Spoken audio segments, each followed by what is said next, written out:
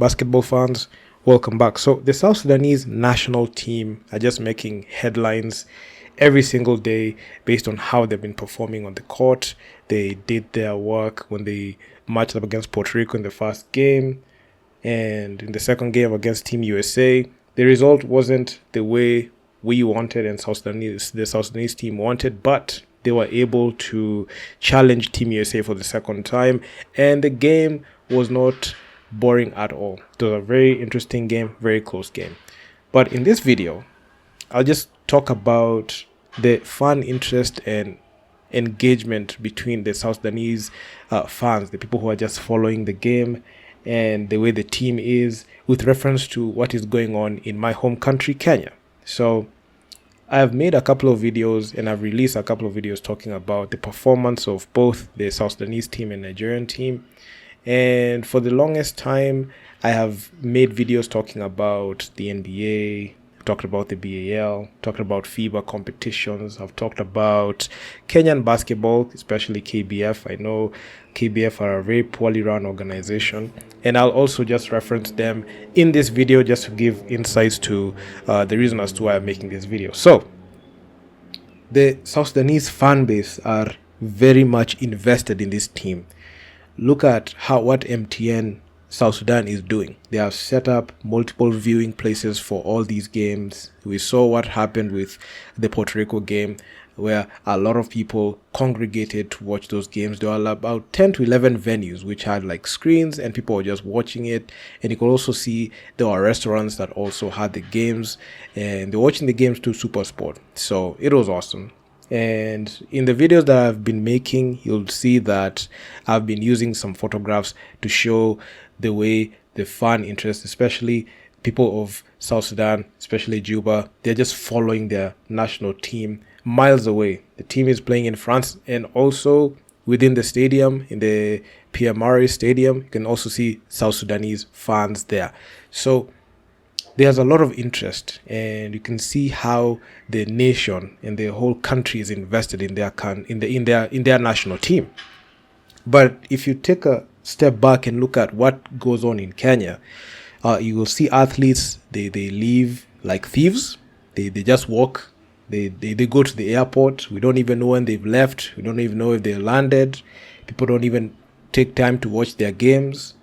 And it's basically one fundamental flaw that I've seen when it comes to fan engagement and interest.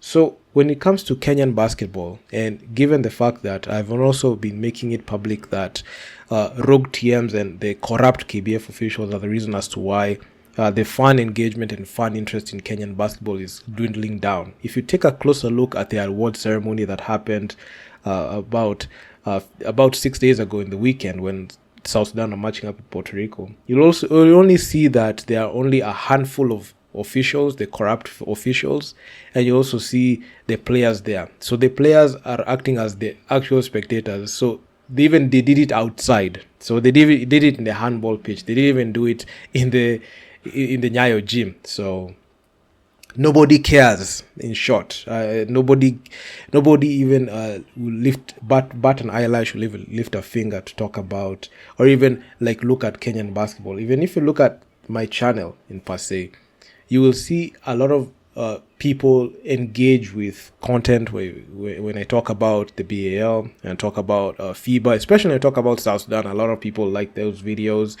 And when I talk about the NBA, a lot of people also tune in to watch. But when you look at the Kenyan market, they have not fully invested or immersed themselves in a way that they are following the Kenya Morans, because the Kenya Morans is very poorly run. They have no culture. They have no system. They have no identity. They have nothing.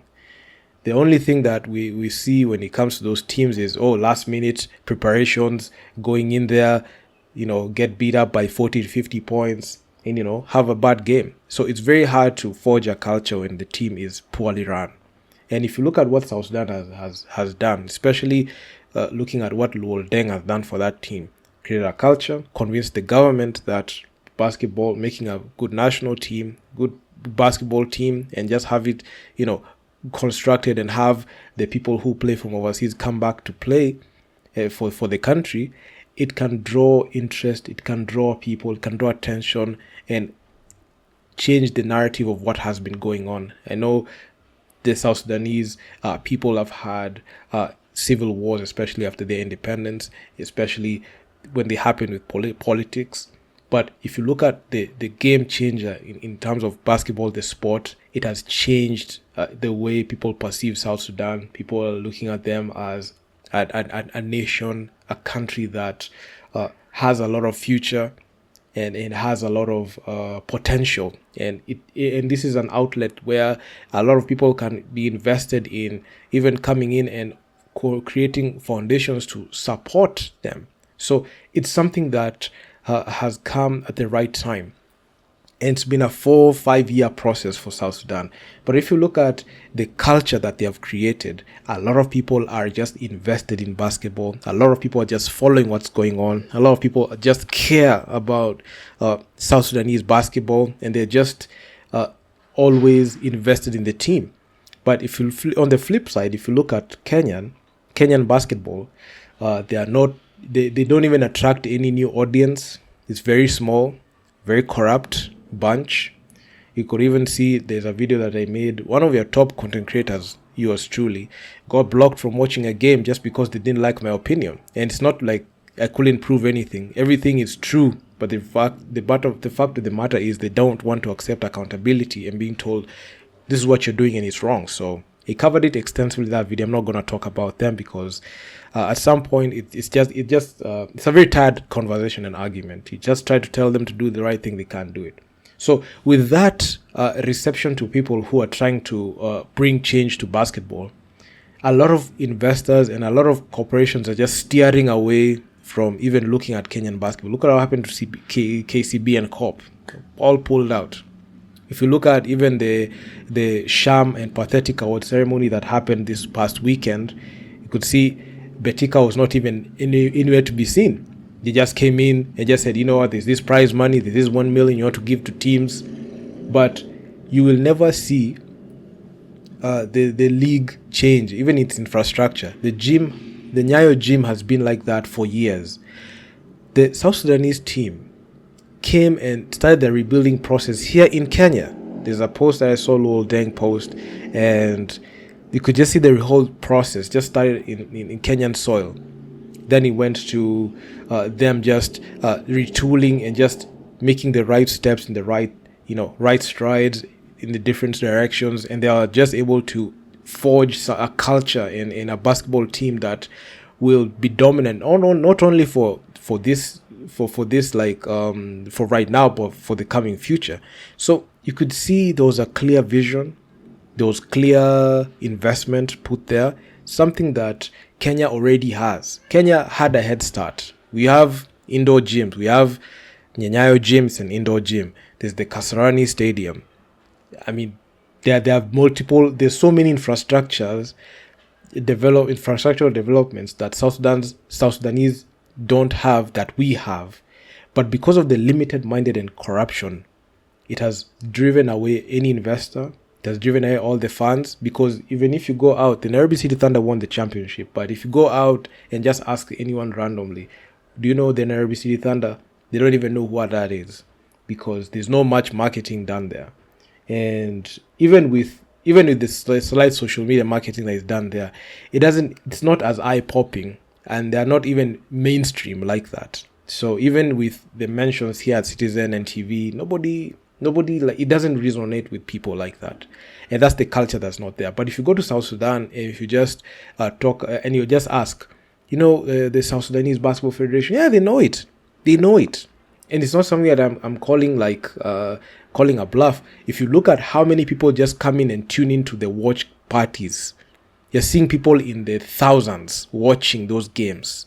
I'm going to put photos of people just watching those games. You can see the level of interest that is being derived and people just following those games. So the thing is, Kenyan basketball continued to be mediocre, and I've been making posts just talking about how mediocre and pathetic Kenyan basketball is.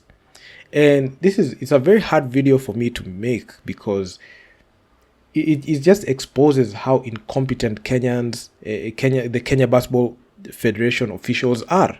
And I've talked about them multiple times on my social media, telling them that you need to change this, but they are very rigid and they don't care. And any opinion that comes in to try to challenge what they have done, they just try to silence it. They remove me from the Kenya Basketball Fraternity Forum. They removed me from that group, which is fine because my group, the Basketball Africa League Forum, is much bigger than yours. So, sit on that. You can even see my page, my Instagram page is bigger than yours. I have a bigger audience. I have a big audience on YouTube.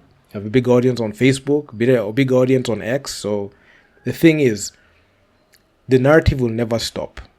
And for years, we will always be compared to South Sudan because we had a head start. We blew it because of corruption. We blew it because of incompetent leadership. We blew it because the people-pleasing players are afraid to speak up because they are afraid they're not going to get a call-up for the national team, which is sad because they just get twisted by KBF, and it leads them to, capitulating to them. And it's something that's not right. And there's a lot of favoritism when it comes to the team. And I'm pretty sure South Sudan right now are just laughing because they're just on top of Africa. Came back from behind. I've seen a team just rebuild from behind. They have beaten all the powerhouse teams in North Africa, West Africa, all of them. No team can be able to beat South Sudan right now. They're very sharp. They have all the talent. They have all the skill, and they have all the experience. This is a team that you can't say is inexperienced because of a couple of players that play for the NBA, a couple of players who play overseas. Name me, if outside of Tyler Ongwae for the Kenya Morans, and he quit the national team, who else plays competitive overseas basketball? I'll wait. Nobody. We are seeing Desmond Owili. You think he's playing in Australia, but these are low grade leagues. Who else? You're seeing Derek Ogechi, plays in the lowest division in Spain. You can see these people who play overseas, they play in the lowest of low divisions. There are no NBA players produced from Kenya. Even the NCAA players who come out and in the comments when I make posts, they're like, it's not true. We have NCAA. Why don't you commit to the NBA? Why don't you commit to the NBA draft or declare to the NBA draft? Why don't we see you on those boards when you get drafted? You get undrafted because you got nothing. You got nothing on, and it's evident. So you can't dispute facts. You could see when in Gabriel, I can mention like guys who have balled out for that South Sudanese team. When in Gabriel, he played for the Lakers, played for the Grizzlies. He made a move to a new team. You can see JT Thor plays for the Charlotte Hornets. Kalik Jones plays in China. Nuni Omot is the 2023 BAL MVP. Kenya hasn't even produced a BAL team, literally a BAL MVP. None. Mariel Shayok is the next coming of KD. We've seen Majok Deng, Juba Airlines. You can see those guys just know what they need to do and know what they're supposed to do. So, man, the comparison between Kenya and South Sudan when it comes to basketball will never stop. And it's just depressing to see how people are very shallow and people fail to understand that they will always be compared to us. And we have all the infrastructure, all the resources, and we have just fumbled it. Kenya Basketball Federation's officials have failed Kenyan basketball, and Kenyan basketball continue to be seen as an absolute joke. The Kenyan audience is not ready for Kenyan basketball. They don't care about it. The finals happened, but if you see the people who fill the gym, they're just fun players. They are players who play for the league. That's what you call Nyayo fame. Even the Nyayo fame could not even bring even a crowd of even 200 people to watch their award ceremony, which was outside. So it's pathetic. It's pathetic. The teams that are there, they don't attract any audience. The only team that was hot was the Nairobi City Thunder. KPA doesn't attract an audience. The Equity Dumas don't attract an audience. Ulinzi don't even have an audience to begin with. So the only team that has shown signs of bright sparks you're just seeing is the Nairobi City Thunder. That's it. That's the only bright spot that is saving Kenyan basketball. Without that team being revitalized by Twende basketball, it will just be mediocre every single year. No investment, no nothing, and they'll just continue like that. Yeah. Side note, the MVP. Alberto Dero, he went to Urunani, which is something that I was thinking about making a video, but I'm not. I mean, I just said the Thunder just made a big mistake there. So anyway, it is what it is. I just made this video just to talk about how mediocre Kenyan basketball is, and they're just being passed by our neighbors. Kenyan basketball, the Kenya Morans cannot beat South Sudan, which is not even out of the question. We can't beat them. We can't beat Uganda. We can't beat Tanzania. We can't beat Rwanda. Definitely, we don't even have the infrastructure to compete with them. We can't even beat Burundi. That's something. I mean, they're not even on our level. Like we are below average. Kenyan basketball is below average. When it comes to transactions, no transactions are seen. No, the only one transaction I've seen is Alberto Nderitu Irunani. That's it. No KBF player has made it to even a BAL team. I'm not talking about Tyler Ongwai's stint with the ABC Fighters. I'm not talking about Bushwa Mokota when he played for APR, which he had a very pathetic showing, and even mentioned it in those videos at the time. I'm not mentioning those guys. I'm mentioning a legit KBF player who plays for the Kenyan League, either Div 2, Div 1, Premier League, looking for a way to play for another team. They can't do it. I mean, it's just it's just pathetic. Anyway, it is what it is. I can go on talking about this issue, but anyway, it won't stop. But anyway, I mean, it's crazy. But like, share, subscribe to the channel if you're already new. Excited. It's just awesome. And I'm gonna see you guys in the next one. Peace out.